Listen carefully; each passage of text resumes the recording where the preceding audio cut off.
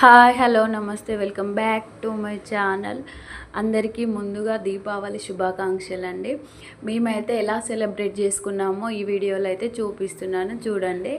నేనైతే ఫ్లవర్స్తో డెకరేషన్ చేసుకున్నానండి. ఇలా ఆకులు పెట్టేసి దానిపైన దీపాలు వెలిగించి చాలా బాగా డెకరేషన్ అయితే చేసుకున్నాము. ఇంకా మాకే వాళ్ళైతే గౌరీమాత పూజ అయితే చేసుకున్నారు, ధనలక్ష్మి పూజ కూడా చేసుకున్నారు. సో నేనైతే అక్కడే కూడా అటెండ్ అయ్యాను. నాకైతే చాలా బాగా అనిపించింది ఈరోజు.